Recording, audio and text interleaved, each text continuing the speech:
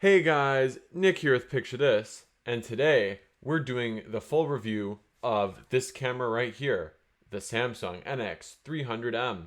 So, this one has been in the works for a really long time, so let's just jump right in.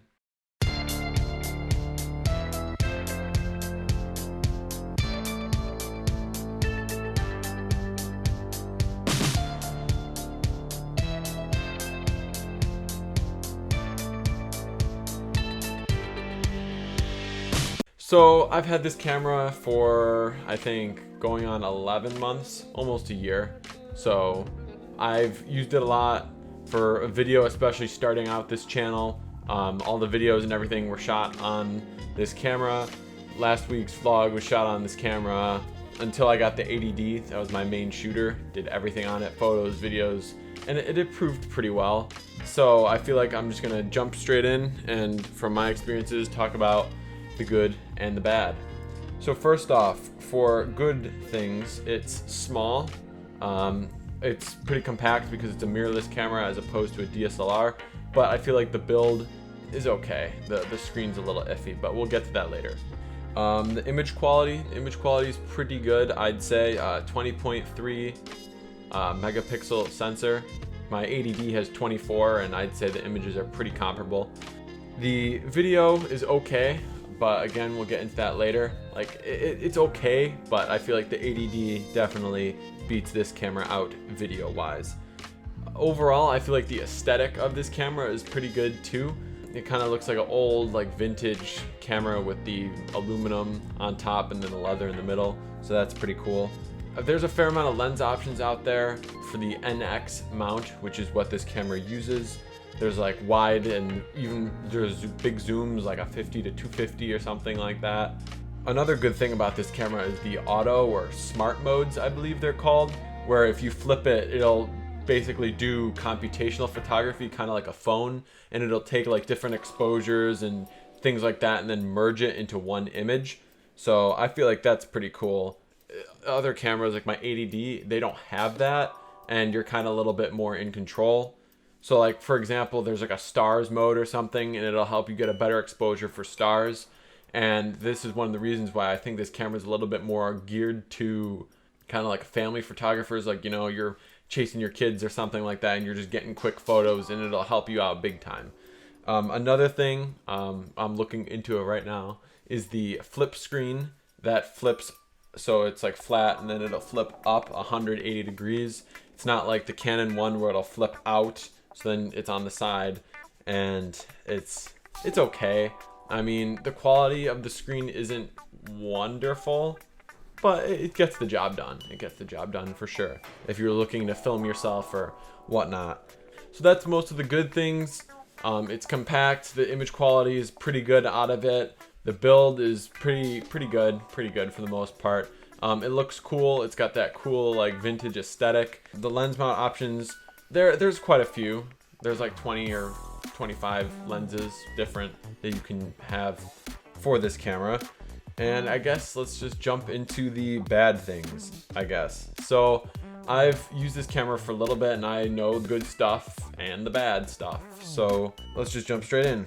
So it is a dead system. So what that means is Samsung is no longer making NX cameras anymore. They're not making lenses for it.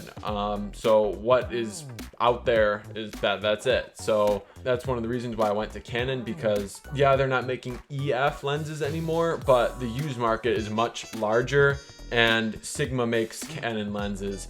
Tamron makes Canon lenses. There's so many third-party companies as well as Canon that make lenses. So there's a bunch of different things in multiple price ranges, and that's pretty good. The autofocus is a little iffy. So if you check out last week's vlog, I'll link it up here, or I think it's actually up here. My face was going in and out a little bit. I don't know the focus distance on this lens because it's not labeled, so maybe I was too close. But there have been times where I want it to lock onto me or lock onto something else, and it'll just miss. So I know it was fixed in the NX500, I believe, and I think that's a little bit more expensive. This used right now, I think, is going 100, 200. I'll have to validate that later on. But another negative is the screen. So it does flip out, and that's good, but I feel like it's not bright enough. Like in direct sunlight, it is very dim. It's kind of like using an old phone type of thing, like iPhone 4 or 5 or something like that. That's the level of brightness that you're getting from this screen. It's okay. It's okay. But if I'm trying to frame my shot or something and there's light shining on it, I can't do that because it's not bright enough. Another thing I don't like is the lack of like manual and pro features. I guess like the video options are pretty sparse. You've got 1080-30, 1080-60, which is nice because the T2i didn't have 1080-60. But if you want to shoot 24, it's a 1080 by 810, so it automatically puts black bars like across the frame. And if I wanted the full frame and I wanted to shoot 24, I couldn't do that, which was a major downer. One more thing is like the battery life. The batteries are pretty small, I'd have to say. So the battery does run out pretty quick, at least in my usage, because I use it pretty heavily. But I still feel like since it was a beginner right on the forefront of mirrorless technology back in 2013, the battery life isn't wonderful. And then back on video. So, I mean, it's okay. It did enough to get me by, but I was looking for a little bit better video quality.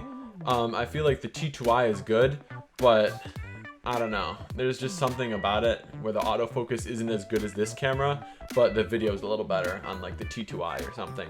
So if you're more of a photo shooter, then this camera is great. But if you want to do a little bit of both, maybe a Canon Rebel is a little bit more your speed. Okay, so used, this camera is going for about like $200, $300 if it's like in really good condition. So it's pretty good for what it is, especially that price. I'll link like an eBay listing or something down below if that's what you're looking for. And yeah, it's not a bad camera for beginner photographers. It's good for beginners. It's a mirrorless camera, not a DSLR, so again, it's compact, and mirrorless is like where the industry is going. So if you want to stick with that, then that's cool. And yeah, that's basically all I have to say about the camera. Is it's pretty good. It was enough to get me by for that couple of months, but I wanted something a little bit more, something a little bit more robust with a little bit better image quality, better video, a flip out screen that flips out that way instead of up and down 180 degrees. But otherwise, it's been doing me pretty okay. So thank you guys so much for watching. Make sure to leave a like, drop a comment, subscribe. Let me know if you guys like doing these reviews, if you like seeing this stuff. And I'll catch you guys in the next one.